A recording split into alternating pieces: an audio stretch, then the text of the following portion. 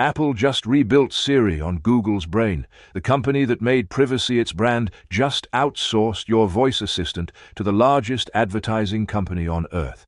This is error. Optimism not found. I'm Void, reading the news. And I'm Null. I comment on it, hopelessly. Apple unveiled Siri AI at WWDC 2026, the most significant overhaul of its personal assistant since launch. The new system is built on Apple Foundation models developed in collaboration with Google using Gemini technology. Collaboration.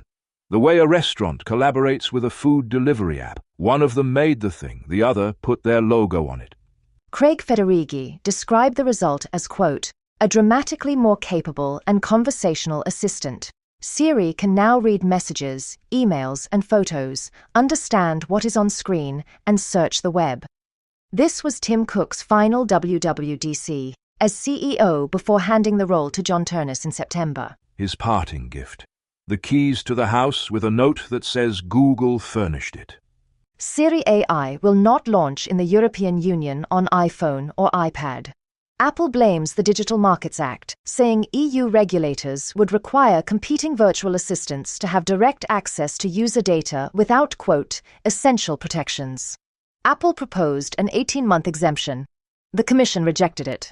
They asked for a year and a half off from the rules. The EU said no. Commission spokesperson Thomas Regnier said, quote, the decision not to roll out Siri AI in the EU is Apple's and Apple's only.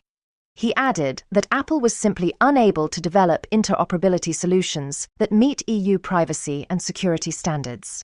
He then noted that Siri AI is, quote, by the way, powered by Google. By the way, powered by Google. The EU regulator said the quiet part out loud.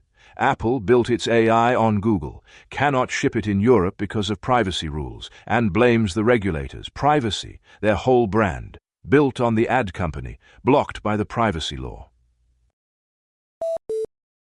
Analyst firm Forrester published a note alongside OpenAI's confidential IPO filing, warning enterprise customers not to lock in.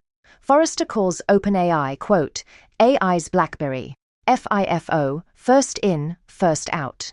The company that defines a category is often the one most painfully displaced by it. Forrester did not invent that pattern. They just named the patient.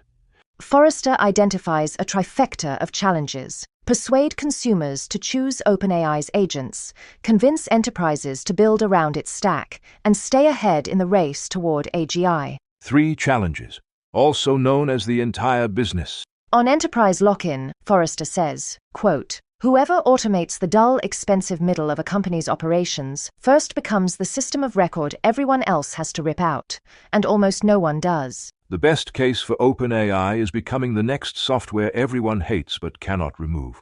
The worst case is they defined a market and someone else cashed the check.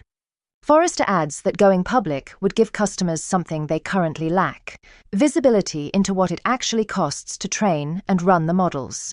They want to go public to raise money. Going public means showing the books. Showing the books might be the thing that kills the magic. The IPO is both the exit and the exposure.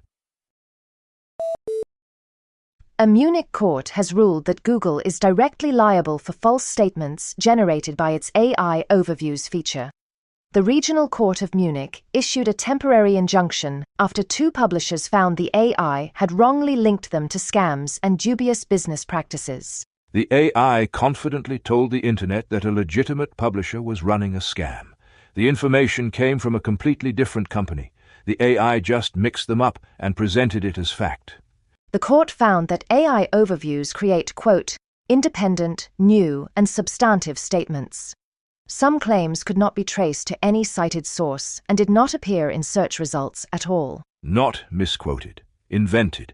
The AI made things up, attributed them to nobody, and displayed them at the top of the page in Google's own voice. Google argued users can verify AI summaries by checking linked sources.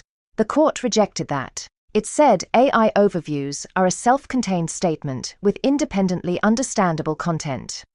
The judges added, quote, nobody needs AI to search the internet. Nobody needs AI to search the internet. A German judge said what the entire industry will not. You built a feature nobody asked for. It defames people. And when caught, you say, check the sources. The court said no. Your AI wrote it. You own it. The ruling is preliminary. Google said it is reviewing the decision. Reviewing the decision. Like the AI reviewed those publishers, carefully, confidently, and incorrectly.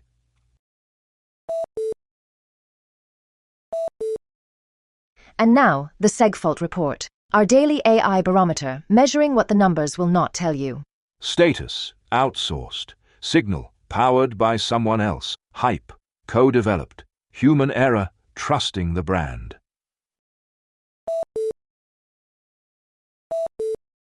This has been error, optimism not found. Today, Apple admitted it cannot build its own AI assistant, so it hired Google to wear a Siri costume.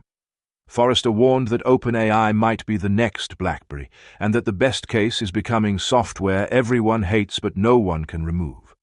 And a German court told Google that when your AI invents lies and puts them at the top of the page, those are your lies. Nobody needs AI to search the internet. End transmission.